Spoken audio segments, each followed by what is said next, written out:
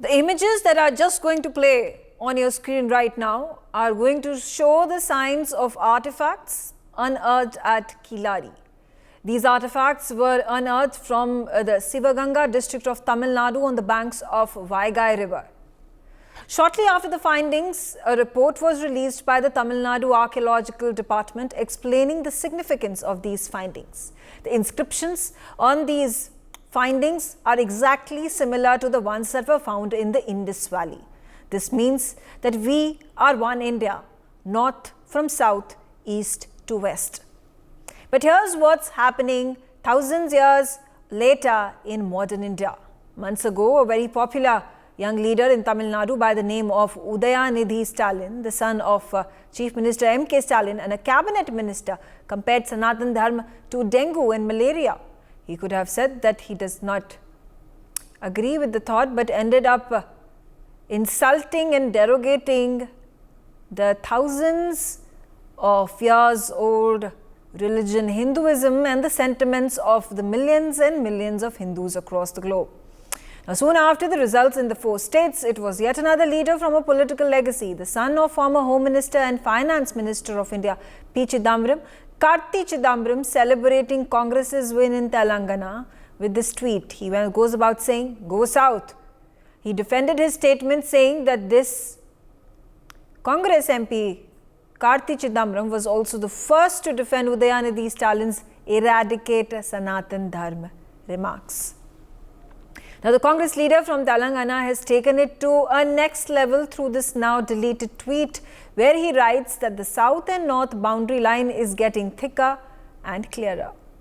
The hypocrisy about all this is that Rahul Gandhi has based his campaign in the recent days of Bharat Jodo Yatra, and while he claims to join and unite Bharat, why are his leaders in the south pushing to Todo Bharat? And why is it that Rahul Gandhi and the Congress are quiet, just dilly-dallying and saying that this is freedom of expression and all people in this democratic India are allowed to express their opinions?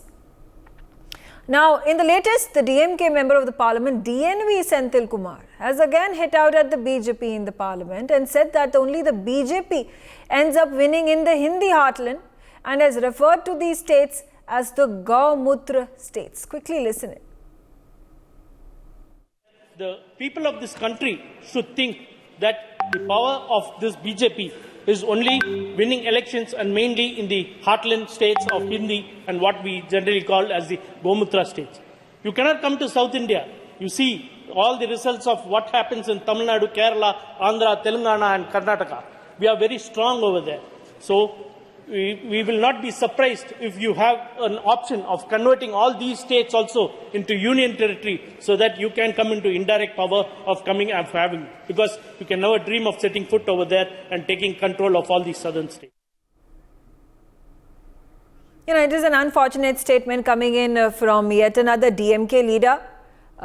We saw that it was initially Udayanidhi who attacked and denigrated the Hindu religion. Then it is Karti Chidambaram, further re-emphasizing the north-south divide, dividing the country on the basis of regions, dividing the country on the basis of ethnicity. And now we have this DMK member of the parliament calling the heartland states as the Gaumutra states. Joining me on the telecast right now is मनोहर केसरी. मनोहर, ये जो बहुत ही strong statement कहा है, यहाँ पे ये दर्शाता है कि जो डीएमके की लीडर्स हैं, जो तमिलनाडु में साउथ में जो पॉलिटिकल पार्टीज हैं, कांग्रेस को मिलाकर अब डीएम को मिला के ये नॉर्थ साउथ डिवाइड को फर्दर इसको और डिवाइसिव कर रही हैं. हाँ, देखिए, बिल्कुल. अगर आप देखें जिस प्रकार से 5 स्टेट में करारी हार के बाद कल कार्ति चिदम्बरम ने कहा था कि कांग्रेस दक्षिण भारत की पार्टी हो गई है, और उसके बाद आज डीएमके के नेता ने जिस प्रकार से जवाब दिया है और उन्होंने कहा भी है कि जो हिंदी हार्टलैंड है उसमें वो उन्होंने सीधे तौर पे एक अपशब्द का इस्तेमाल किया। उन्होंने कहा कि ये गोमूत्र स्टेट है। तो आप समझ सकते हैं कि किस तरह से डिवीजन पॉलिटिक्स की शुरुआत हो गई है। और याद होगा कि जिस तरह से सनातन धर्म को लेकर के वो उदयनिधि मारन ने कहा था और उसके बाद कांग्रेस ने उसको सपोर्ट किया था। और अब साउथ इंडिया और नॉर्थ इंडिया को लेकर के जो डिवीजन पॉलिटिक्स चल रही है इसका इम्पैक्ट जो है सो लोकसभा चुनाव में भी देखने को मिलेगा।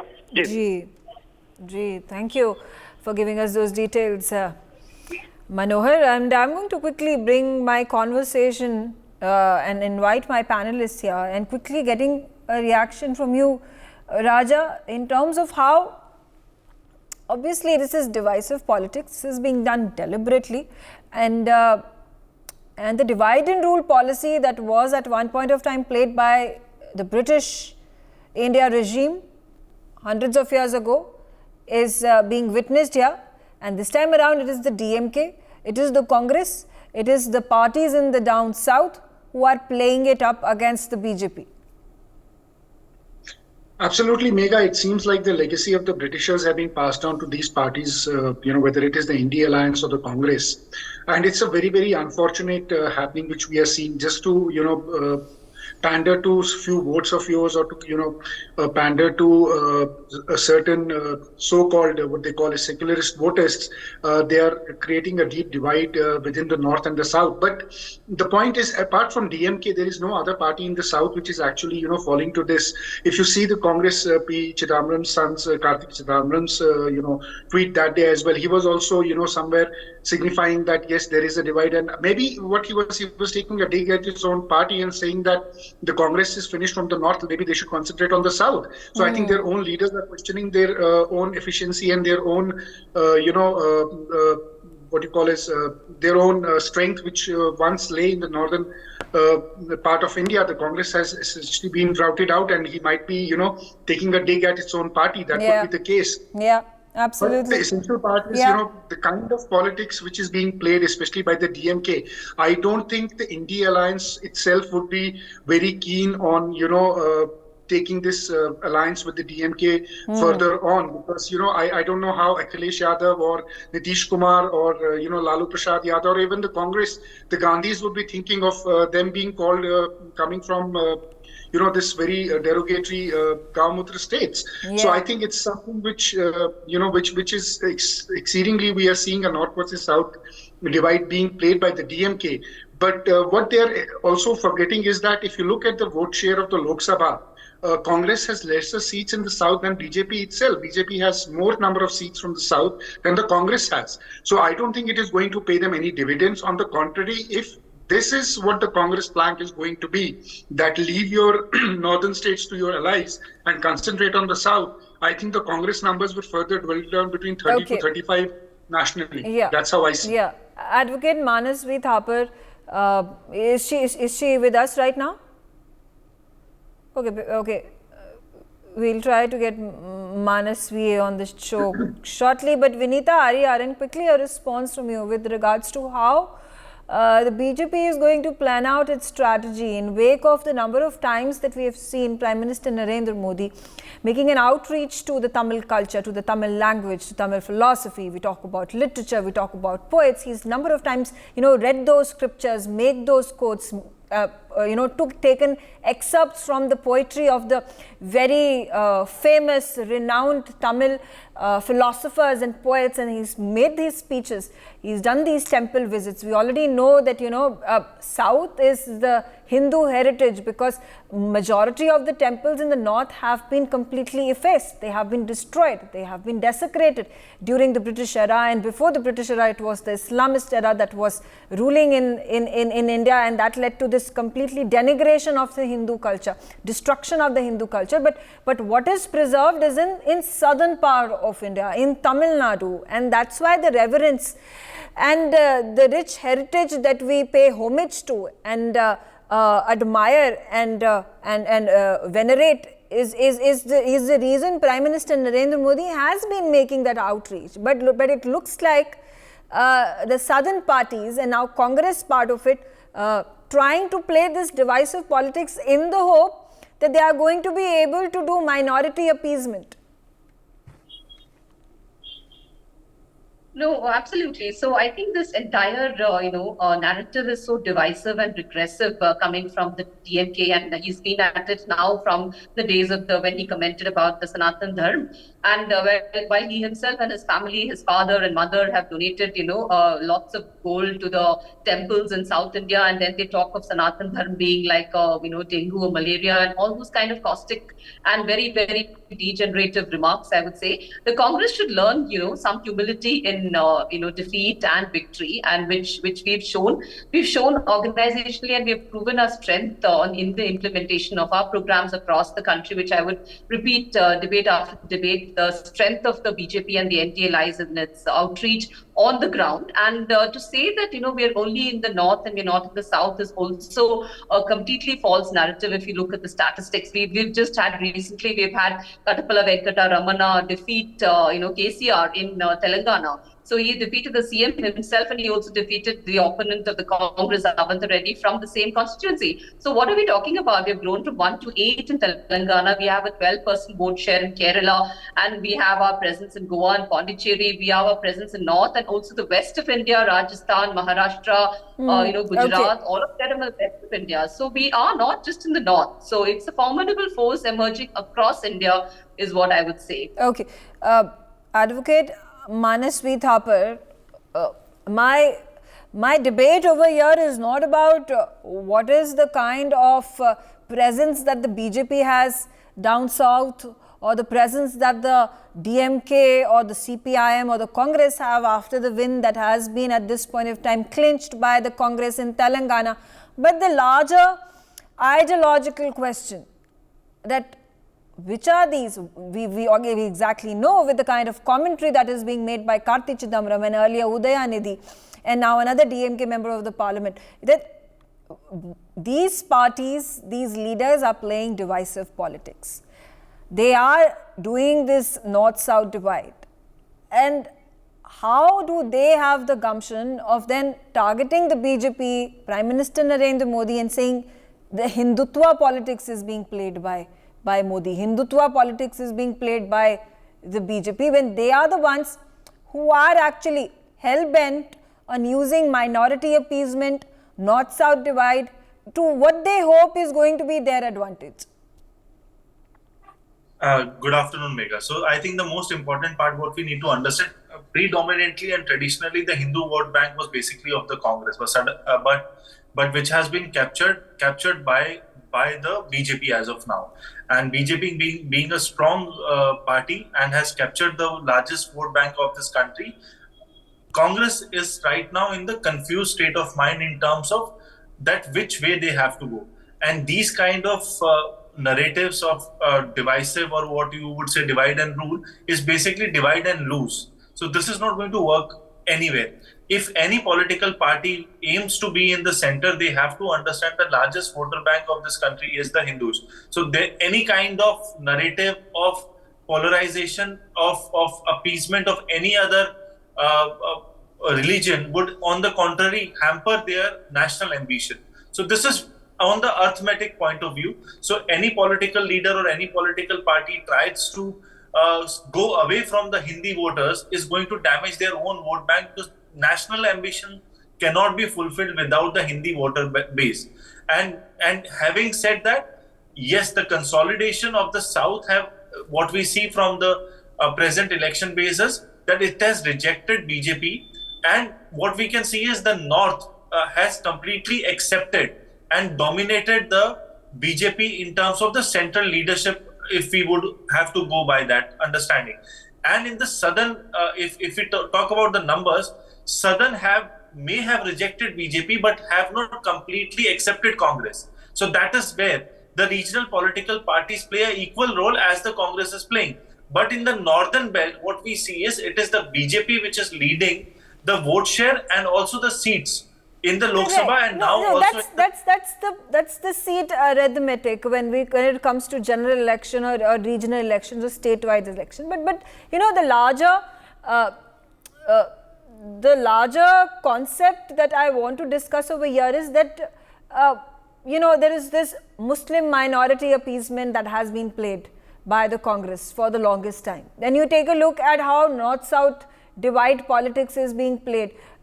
Who are these people, who are these voters who are falling prey to this narrative that is being built?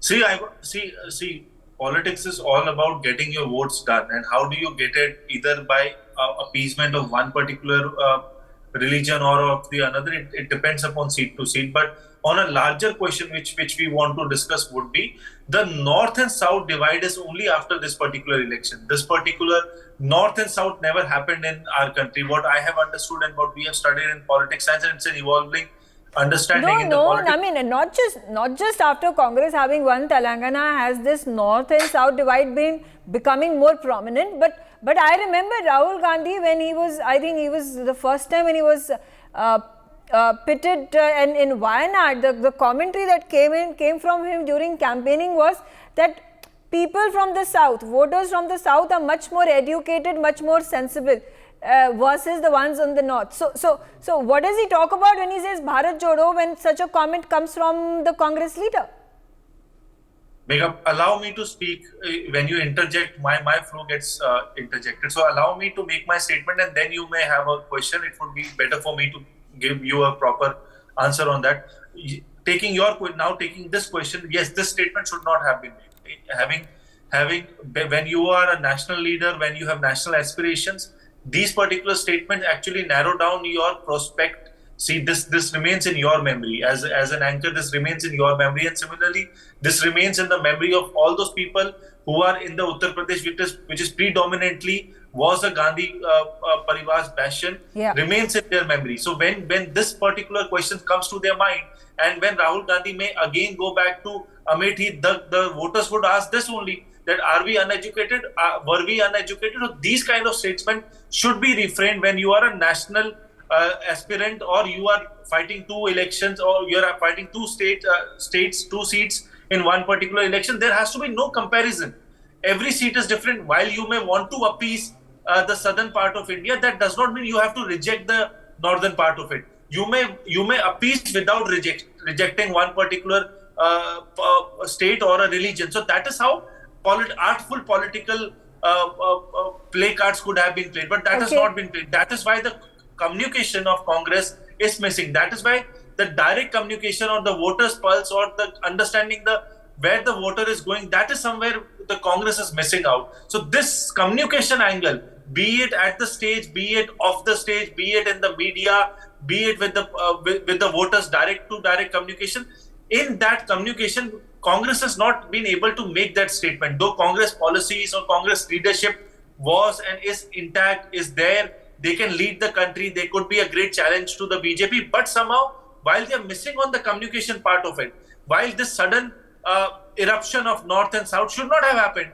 they would have said that we are very strong in the South, we are going to work on our northern communication, and we are going to come back. That's how you play politics if you want. You cannot evade Uttar Pradesh in the national scenario. You have to win considerable number of seats in Uttar Pradesh if you have national ambition.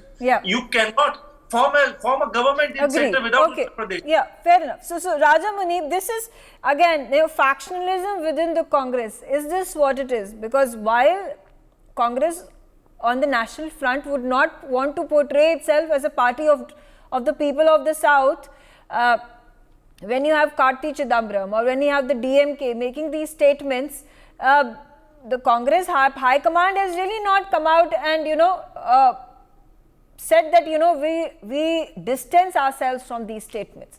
They have simply come out and said that we respect what any individual of a democratic country like India has to say in terms of freedom of expression. When that Udayanidhi comment came of calling Sanatan Dhan as a disease like dengue or malaria, and which needs to be eradicated, exterminated. That's what he said. So is the party high command in the Congress really not in control of its leaders?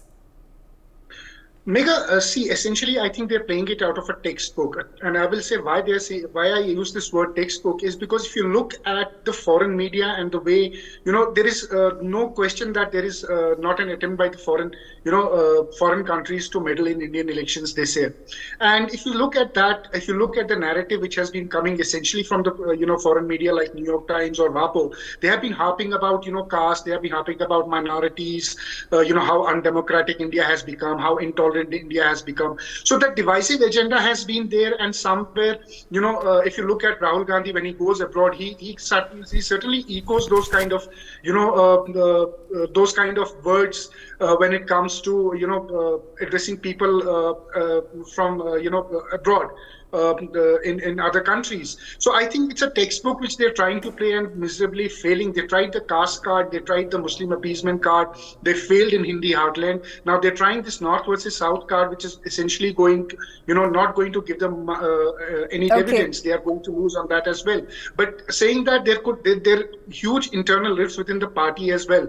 If you look at, the way the Telangana, Telangana elections have gone and the way D. Sivakumar has played a role.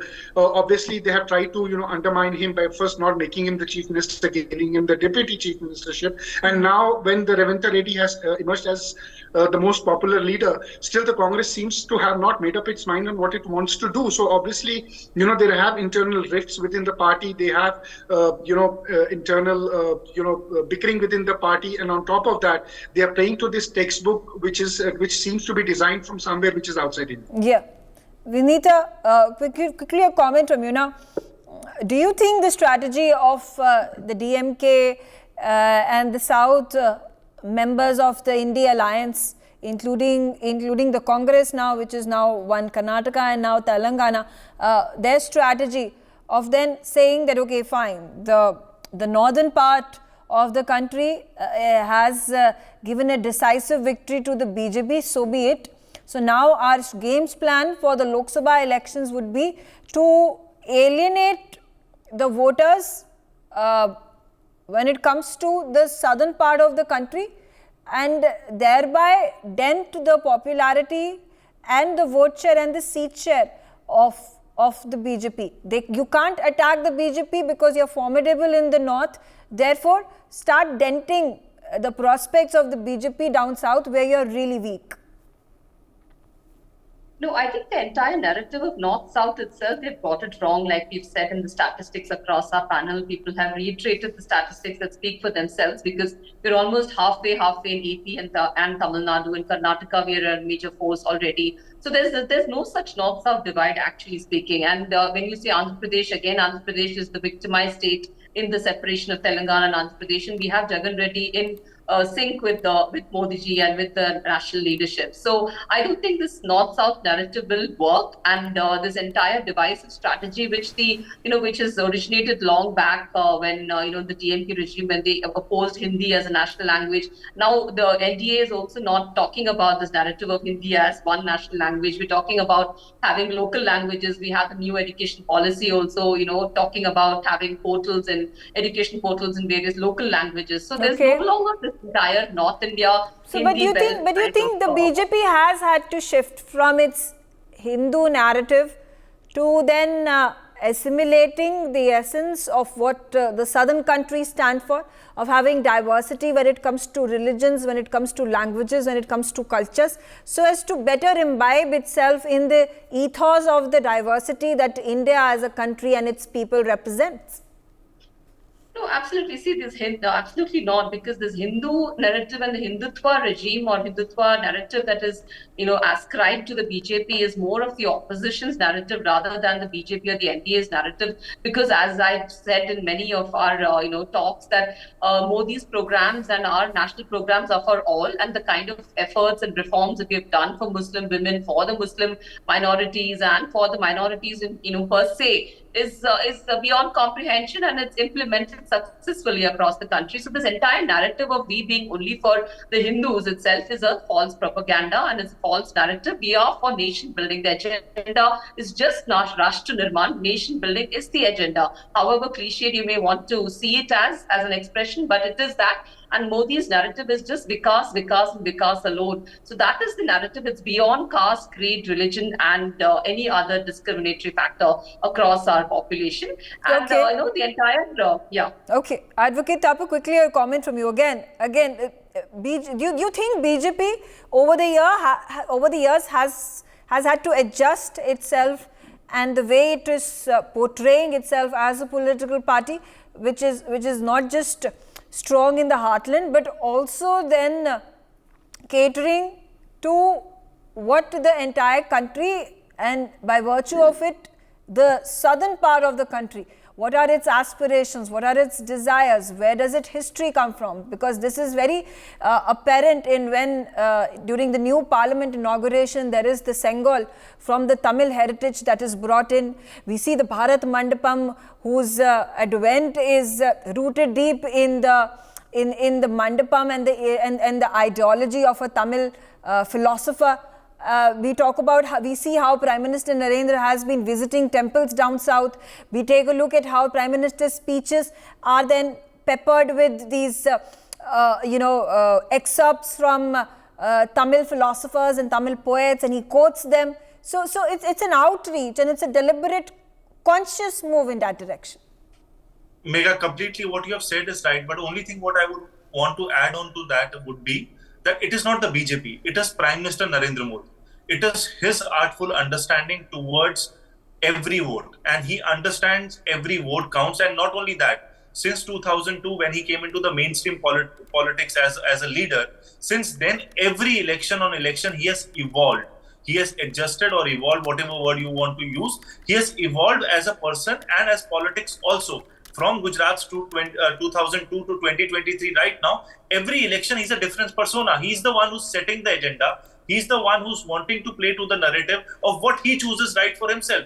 And that is where, if you want to defeat Narendra Modi, you have to think like him. You have to understand what pulse he controls and what pulse he understands of the voters, which he understands extremely well. And the examples given by you, by bringing Sengol, by having Mandapam, and bringing the southern connect of the North India and everything. So this is what he understands it very well. He understands the communication very well, and he understands whatever he speaks, whatever he do, how is it going to communicate to the voters of that particular religion. On the contrary, in elections, while he's on his foreign tours or in the parliament, when there is an election in Assam, while he's not able to make a direct communication with them, he'll wear a gamcha of Assam. So he gives that kind of communication. So this is his art. So if you have to fight Narendra Modi in the national scenario, you have to understand him and you have to bring the national agendas of Vikas and then counter him. Hindutva cannot be in 2023 the vote bank issue. It is not going to be there because the voters have also evolved. It is not about the politicians. The politicians have understood this. Now the voters have evolved. They want Vikas. They want jobs. And if you can create an alternative narrative to that, then only people are going to vote for you. Fair enough. All right. I thank all of you for joining me on the telecast. And on that note, I'm completely out of time. And thanks for watching NewsX. For more such videos, subscribe to the NewsX YouTube channel, hit the bell icon.